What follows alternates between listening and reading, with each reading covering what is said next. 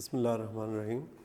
Gateway to physics channel के ऊपर हम 9th की फ़िज़िक्स डिस्कस कर रहे हैं और हमारा आज का जो टॉपिक है, अगरचे कि मैंने टॉपिक का नाम बोर्ड के ऊपर लिख दिया है, लेकिन मैं ये चाहूँगा कि हमारे स्टूडेंट फ़िलहाल टॉपिक के ऊपर कंसंट्रेट ना करें, बल्कि हम एक एक्सपेरिमेंट डिस्कस करते हैं। अनफॉर्चुनेटली हमारे पास इतना टाइम नहीं होता कि वो सारी चीज़ को हम प्रैक्टिकली यहाँ पे आपके सामने डिमॉन्स्ट्रेट कर सकें, क्योंकि ये हीट के जो एक्सपेरिमेंट्स होते हैं they take a lot of time.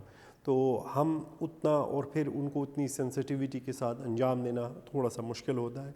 तो इसलिए हाउएवर स्टूडेंट्स, अगर ये इसके लिए कोई बहुत ज़्यादा डिवाइसेस यूज़ नहीं होते, लेकिन सिर्फ मसला ये होता है कि आप उतना वक्त देना पड़ता है।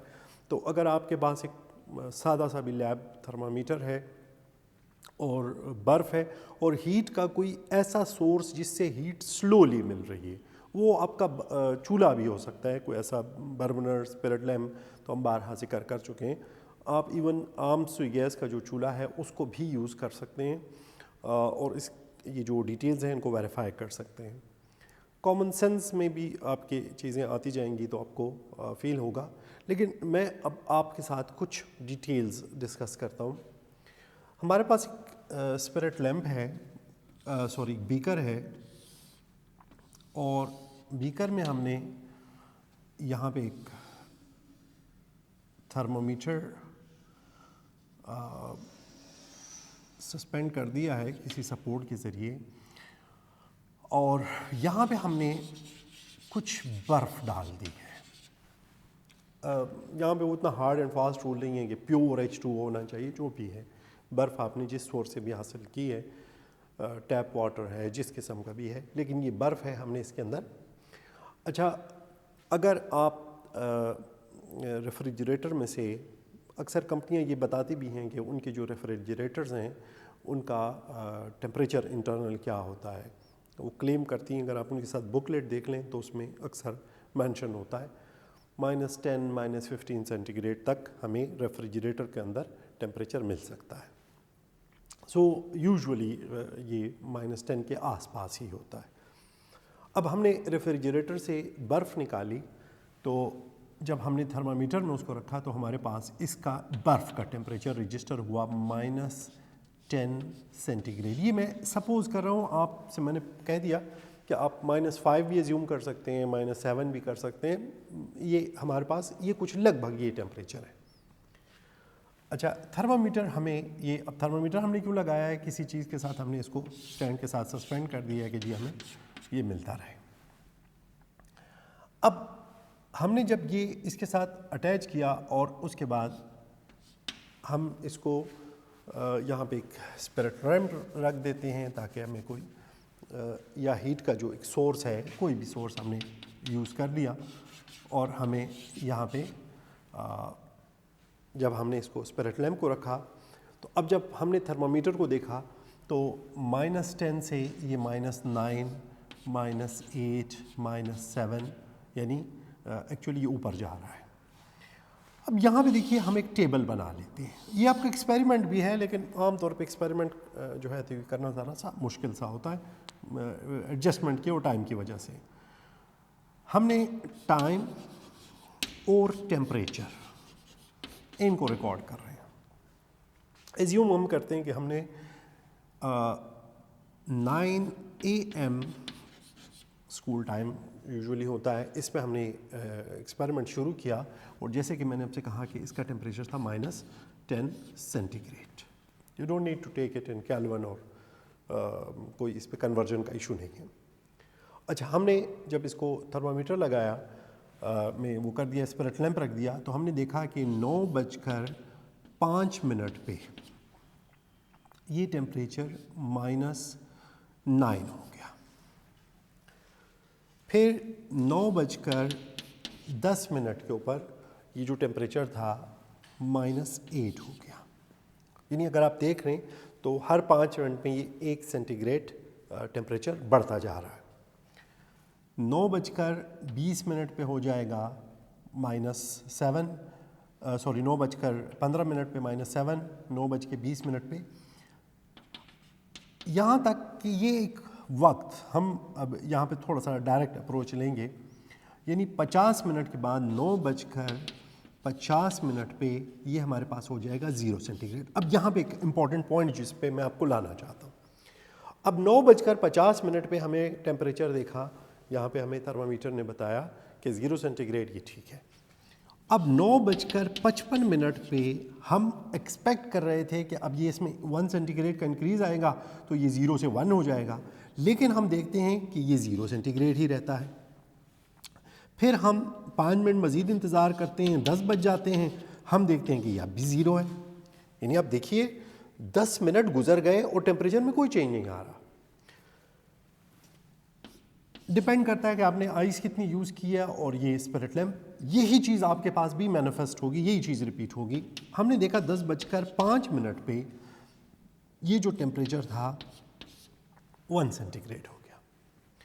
अब उसके बाद हमने, यानी एक तो हमारे पास ये जो रीजन है ये थोड़ा सा परेशान कौन सा रीजन आ गया, मैं इसको, अब हम इस टेम्परेचर को आगे जब हमने देखा फिर 1 के बाद 2 सेंटीग्रेड, 3 सेंटीग्रेड, 4 सेंटीग्रेड, अब जिस वक्त में भी मिला, अब मैं मज़ीद आपका वक्त ज़ाया नहीं करूँगा, एक वक्त आया कि हमने देखा कि ये टेम्परेचर हो गया 100 सेंटीग्रेड, वो जो भी वक्त था। 100 सेंटीग्रेड के बाद हमने फिर मज़ीद एक नई चीज़ देखी। लेट सपोज कि ये फिर वही टाइम एंड टेम्परेचर का, मैं इसको आगे एक्सटेंड कर लेता हूँ। अब लेट सपोज हमारे पास 12 बजे दिन के ये टेम्परेचर हो चुका था 100 सेंटीग्रेड। अब 12:05 पे हमने देखा ये वही 100 सेंटीग्रेड था।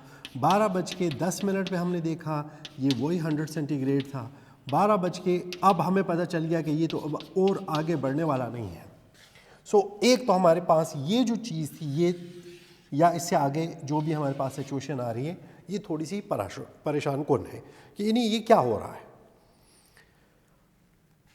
यहाँ पे हम देखते हैं कि यहाँ पे वाटर जो है बॉयल कर रहा है, यानी हम सब जानते हैं कि 100 सेंटीग्रेड के ऊपर पानी, ये बड़े लोअर क्लासेस में बता दिया जाता है कि पानी बॉयल करना शुरू कर देता है। अब यहाँ पे क्या हो रहा है इस पे भी हम बात करेंगे, और यहाँ पे क्या हो रहा है इस पे भी हमने बात करना है। एक लफ्ज़ इस्तेमाल होता है फ्यूजन या फ्यूज़, चलिए मैं फ्यूज़ ही लिख देता हूँ। फ्यूज़ जो है वर्ब है आई थिंक, और फ्यूजन नाउन बन जाता है। अब फ्यूज़ कहते हैं मेल्ट होने को, पिघल जाने को, इसीलिए हम कहते हैं जी बल्ब फ्यूज़ हो गया। तो अगर आप देखें तो उसके अंदर जो वायर होती है वो मेल्ट हो चुकी होती है। अब यहाँ पे हो ये रहा है कि 0 सेंटीग्रेड के ऊपर हमारे पास आइस थी, लेकिन जब हम 10:05 यानी 9:50 पे टेम्परेचर तो 0 था लेकिन इसमें आइस थी। जब हम 10:05 पे पहुँचे जब इसने, तो हमने देखा कि there was no ice, there was water. यानी यहाँ पे आइस से हमने बात शुरू की थी, 9 बजे आइस थी, 9:05 पर, 10 बजे 9:50 तक हमारे पास आइस ही रही। 9:50 के बाद हमने देखा कि टेम्परेचर तो नहीं बढ़ रहा, यानी 0 सेंटीग्रेड है, 0 सेंटीग्रेड है, 0, लेकिन वो जो आइस है वो आहिस्ता आहिस्ता मेल्ट हो रही है और हमारे पास वो पानी में कन्वर्ट हो रही है। छोटे छोटे, यानी अगर सस्पेंडेड हो कहीं तो अब देखेंगे कि उसमें से कतरे गिरना शुरू होते हैं। बस इसी चीज़ को हमने यहाँ पे एक्सप्लेन करना है। बस एक बात और and then I come to the topic. ये लेटेंट क्या होता है? आप कोशिश किया करें कि डिक्शनरी कभी कभी खंगाल लिया करें। आजकल तो बहुत चीज़ें आसान हैं, आप गूगल में लिखें सिर्फ मीनिंग ऑफ लेटेंट, कि लेटेंट किसे कहते हैं, तो लेटेंट कहते हैं हिडन को, या आप इसको उर्दू में कह सकते हैं छुपा हुआ, खुफिया। इसीलिए उर्दू में इसके लिए मख्फी का लफ्ज़ इस्तेमाल होता है, मख्फी हरारत। अब heat of fusion, latent heat of fusion, fuse हो गया मेल्ट होना, लेटेंट का हमने मतलब निकाल दिया, और हीट तो हम ऑलरेडी डिस्कस कर रहे हैं तो जानते ही हैं। अब इन तीन बातों को मिलाकर बनाते हैं कि कहना क्या चाहता है। सो हिडन हीट टू मेल्ट, अब मेल्ट सॉलिड को लिक्विड में कन्वर्जन का नाम है ना, और तो किसी चीज़ का नाम नहीं है। सो अब हो क्या रहा है, हम अब इसकी हम डिफिनीशन बनाते हैं, the quantity of heat required to convert a solid, अब सॉलिड में आइस भी हो सकता है, कोई भी चीज हो सकती है, सॉलिड इनटू लिक्विड विदाउट, अब हीट का हमें कहां से पता चलता है, हीट का हमें टेम्परेचर से पता चलता है। अभी हमने बात की कि जब आपने हीट किया तो टेम्परेचर इंक्रीज हो गया, अब यहां पे टेम्परेचर इंक्रीज नहीं हो रहा, सो हम कहते हैं the quantity of heat required to convert solid into liquid without change in temperature.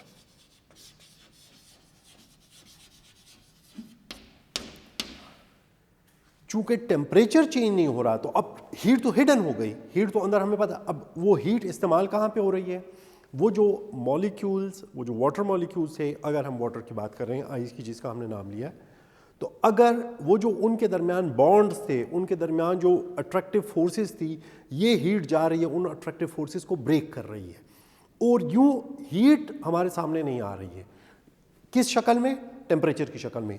Heat हमें चेंज की सूरत में तो मिल रही है कि यानी वो जो सॉलिड था वो आहिस्ता आहिस्ता कन्वर्ट हो रहा है लिक्विड में। बस यहाँ पे भी जैसे ये लेटेंट हीट है, इसी तरह स्पेसिफिक लेटेंट हीट भी है, फ़र्क सिर्फ इतना है कि उसमें आप कह देंगे without change in temperature of a body whose mass is 1 kilogram या यूनिट मास, वही चीज़ हो जाती है। अब हम आ जाते हैं लेटेंट हीट ऑफ वेपोराइजेशन के ऊपर। Latent heat of vaporisation, vapours में अब बॉइलिंग में हो क्या रहा है, बॉइलिंग में basically a liquid is converted into vapors, उससे वेपर्स बनते हैं। बॉइलिंग में और एवपोरेशन में थोड़ा सा वो आगे हमारे टॉपिक आएगा, उसमें हम गुफ्तगू करेंगे, मैं यहाँ पे उस डिटेल में नहीं जाना चाहता हूँ कि क्या होता है। बॉइलिंग में हम हीट देते हैं, जो है तो सोर्स होता है, और एवोपरेशन में जो एनवायरनमेंट की हीट है वही काम करती है बाहर तौर।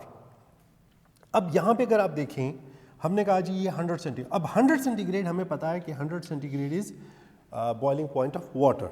अब 100 सेंटीग्रेड 12:05 फिर भी वही 100 सेंटीग्रेड, 12:10 फिर भी वही 100 सेंटीग्रेड। तो अब सवाल ये पैदा होता है कि यहाँ भी तो हीट हिडन हो गई है, मख्फी हो गई है, छुप गई है, कंसील्ड है, हमें नज़र नहीं आ रही है। सो अब यहाँ पे हम कैसे डिफाइन करते हैं, हम यही बात कहते हैं, हम कहते हैं the quantity of heat required to convert a liquid into gas या वेपर्स, आप जो भी लफ्ज़ आपको अच्छा लगे। POR के साथ भी होता है, POUR के साथ भी होता है, ये स्पेलिंग्स जो हैं तो आप मेरे ख्याल है इसके ऊपर ज़्यादा कंसंट्रेट मत करें। Without change in temperature. अब स्टूडेंट कह सकते हैं कि जी यहाँ पे क्या हो रहा है, वो टेम्परेचर कहाँ जा रहा है, वो जो क्यों इंक्रीज़ नहीं हो रहा, हीट क्यों नहीं हमें सामने आ रही। उसकी वजह ये होती है कि वाटर के जो सरफेस के मॉलिक्यूल्स हैं, हमने पिछली वीडियो में जब स्पेसिफिक हीट की हम बात कर रहे थे वहाँ भी हमने ये बात की थी कि वाटर जो है उसकी स्पेसिफिक हीट काफ़ी ज़्यादा है। तो जब वाटर का मॉलिक्यूल सरफेस को छोड़कर बाहर जाता है, यानी वो लिक्विड से निकल के वेपर्स में या गैस फेज में कन्वर्ट होता है, तो वो सारी हीट अपने साथ ले जाता है। अब होता क्या है कि जितनी हीट इन उतनी हीट आउट, तो नेट रिजल्ट हमारे पास ज़ीरो रहता है, और वो देख सकते हैं कि चेंज नहीं आ रहा, चेंज उसमें नहीं है, वही 100 सेंटीग्रेड 100 सेंटीग्रेड, तो इसी तरह चलता रहता है।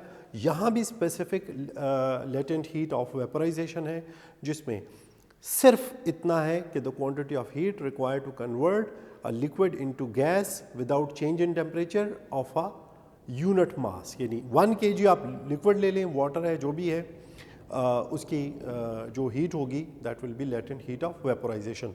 अब ख़ास तौर पे ये स्टूडेंट्स याद रखिएगा कि पानी की बहुत ज़्यादा लेटेंट हीट ऑफ फ्यूजन भी है और लेटेंट हीट ऑफ वेपोराइजेशन भी है। अक्सर शॉर्ट क्वेश्चन में एक सवाल पूछते हैं कि अगर खुदा न खास्ता कोई शख्स जल जाए गर्म पानी के गिरने से, तो इतना बुरी तरह नहीं जलता जितना स्टीम से जल जाए। ये अक्सर ये जो प्रेशर कुकर्स हैं उनका अगर बच्चे या बेहतियाती से उनका वो जो वेट होता है, उनके ऊपर जो हेड होता है, वो उठा लें तो एकदम स्टीम निकलती है और वो जो जलाती है तो बहुत ज़्यादा बुरे तरीके से जलाती है। तो अब स्टीम क्यों बुरे, स्टीम तो बनी है वही वाटर से बनी हुई है, तो चाहिए ये था कि वो इतना जलाती ना। वजह ये होती है कि स्टीम के अंदर 100 सेंटीग्रेड तक पहुंचते हुए जो एनर्जी थी वो तो होती ही है, उसके साथ एक्स्ट्रा कौन सी है, लेटेंट हीट ऑफ वेपोराइजेशन, वो भी होती है। तो जब वो स्किन को टच करती है तो उसका अफेक्ट, डैमेजिंग अफेक्ट, यानी वो जो स्किन को जलाती है वो ज़्यादा डीप होता है, और इसी वजह से जो स्टीम की बर्निंग होती है या स्टीम का जो पेन होता है उसके बर्न का वो ज़्यादा सवियर होता है, ज़्यादा डीप होता है as compare to water at 100 centigrade. So I hope कि ये चीज़ें आपको कुछ ना कुछ क्लियर हो गई होंगी। This was all about latent heat of fusion and vaporization.